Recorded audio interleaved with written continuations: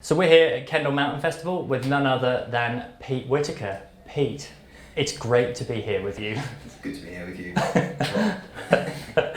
So, you just got back from Yosemite Valley, California. How did it all pan out for you? So I did, well, initially when I got there, I did this little challenge of 7 walls in 7 days. Sounds horrific. Not even my idea. Not my idea. It was actually my friend Sean. So we just planned to climb for a week or two, and he suggested some things. That You have suggestible climbing partners, don't you, I think? Is this a theme? Is Tom comes up with a harebrained scheme and then it's... Yeah, and then, well, I guess I just either go like, and then they can they sense what I'm after. And then Sean came up with a few ideas, and then he messaged me saying, "Oh, why don't we do 7 walls in 7 days?" And I was like, "Oh, yes, let's do it." So which 7 then? I guess like the 7 sort of main formations, Yeah. of big formations. So we did El Cap, Leaning Tower, Mount Watkins, Yeah. Washington Column, Half Dome, Liberty Cap, Lost Arrow Spire. Oh yeah, that one. Yeah, the Lost Arrow Spire, yeah. Spire, yeah. And what was the aim, to do them by any particular style as well? Exclusively free? No, Aid the hell out of them? It was just do anything. I mean, Sean's the aid climber, I'm the free climber. Sean didn't put his climbing boots on once in the whole 7 Skills. days. Yeah. So he was in the ladders and I was in the climbing shoes, and then we Nice. just like mixed abilities. So when it was quicker to free climb, I free climbed, and then when it was quicker to aid climb, then I guess climbed. at the end of the day, if you try to climb 7 big walls in 7 days, you do have to adopt a somewhat flexible approach. Yeah. And we both wanted to do like half the leading, so we split it half and half basically. And how did they all go? I mean, El Cap, obviously the biggest. Which Yeah. route did you take after? We took Lurking Fear, just because neither of us had done it before. So I mean, I can totally see why you do that, Pete. Yeah. I mean, obviously that's the logical thing to do. It's cool to do new routes. Yeah. But when you're doing 7 big walls in 7 days, you just thought maybe just, stick to familiar ground, get the speed, but no, it's like... Well, I think that like one of the reasons why we did it as well is because we wanted to do things we hadn't done, and we wanted to climb formations that we hadn't done. So I think there was 4 formations which I hadn't done before, Yeah. and 3 formations which Sean hadn't done. And then there was El Cap, which we both done, but then we picked a route which we hadn't done. Yeah. Nice. So it's nice to be able to like just cover a bit of new ground. Yeah. And over on, say, Half Dome as well, do you do regular northwest face? Yeah, regular. No, Yeah. we did that one. Yeah. What was it like, things like Mount Watkins like? Because I've been on regular northwest face and Half Dome, looking out towards Mount Watkins, Yeah. and it looks dead cool, but it's just that you get a fraction of the people on it because it's not El Yeah, Cap, it's not right, it's the and it's road. not Half Dome. Yeah. And also it's a bit of an approach, and I couldn't Yeah. imagine what it'd be like approaching it with a flipping whole sag. Yes, I've done that. Not great. Yeah. Not good.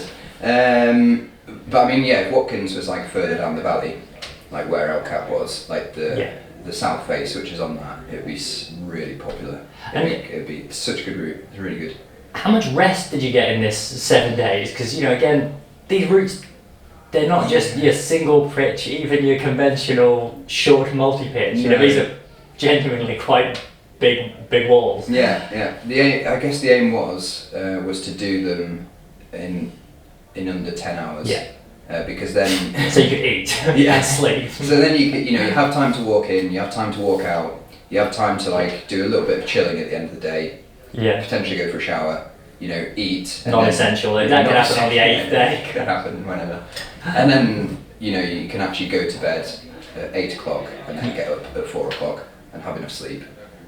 The important factor, get it in under 10 hours. Yeah. So we were mainly ranging from, I think the least was 5 hours and the most was 9 hours. And how did it all go in practice? I mean, the theory sounds great. Yeah. How did it go in practice? Because I'm assuming there were low points throughout this 7 days, or maybe not. Yeah, I mean, you'd actually think the lowest point would be, day 5 and day 6, potentially. Yeah. But my lowest point was day 2. Do you think that's anything to do with the fact that you got like 5 days ahead of you, just like, I'm knackered now? I think it was because, like, I literally just got off the plane, Oh, yeah. and then just like Bosch. Yeah. Yeah. It was one of those. It was one of those. Jet lag's just in the mind anyway, isn't it? Jet lag was great at the beginning. It was great at the beginning because I was like wide awake at 4 a.m. and just like just like ready to go. Sean had already been there a month, and he was like 4 a.m. He was like, oh. But then after day 2, it like started to hit me, and I just, you know, when you get, I just felt a bit nauseous and sick, and but then as the week progressed, like even though I was like a bit more sore, and like sort of like walking and climbing muscles, I was actually felt better. Like in That's myself. insane, but yeah. Good. Yeah, no, it was good. Yeah, earlier on I felt worse. And then, And a cool way to spend your time in the valley. You know, it's different to, for instance, like I guess working a big free route or something like that. It's like, I don't know, it's kind of like mileage on another level. I guess. It was fun to do it with Sean as well. Like he hadn't done anything. He's done lots of big ones, but he hadn't done anything like in a sort of like a challenge style. He hadn't set himself enough arbitrary time-based goals, basically, just to push himself.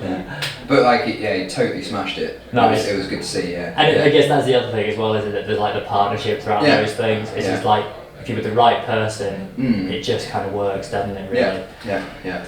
And so it's good. It's good. In addition to that, something that probably helped you throughout the way is this book here, which taught you everything you know, by a guy called Pete Whittaker. That's just come out courtesy of Vertebrate Publishing. Do you want to tell us a bit more about the book?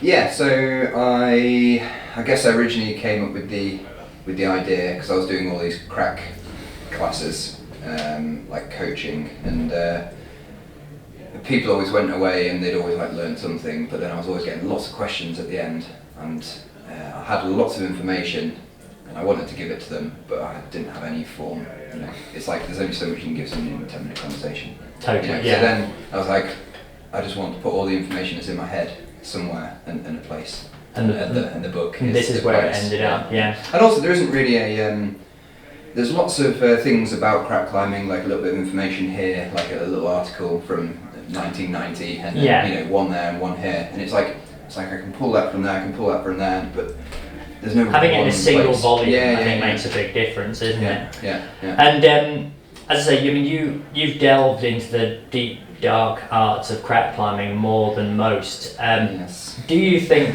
because I asked you before the interview, for instance, like, would this book help me? Because I think I'm sometimes blissfully naive in thinking I'm all right at climbing cracks. I think the reality is that I'm probably passably okay for a Brit, but if I went to America, I'd receive the whooping of a lifetime. Would this help me along with that? The answer is yes, by the way, Pete.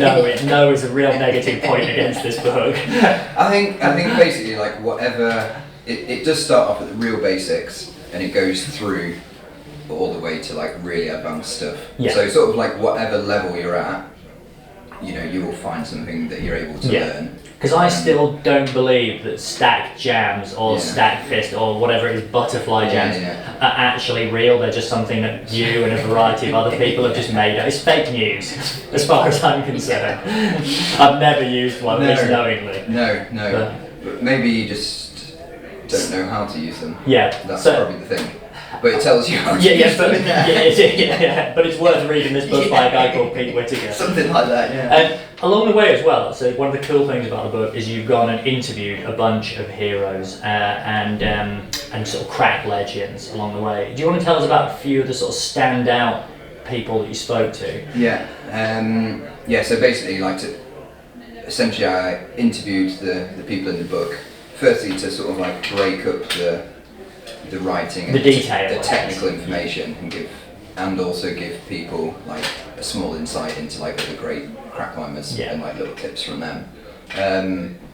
It was amazing, like the people who I managed to get. I mean, there are some big. I mean, like the Berlin Hill is not insubstantial name within the world of climbing. There's some big names in there. I mean, there's there's Lynn, like from past and present as well. You know, Lynn Hill, Croft, Randy Levitt.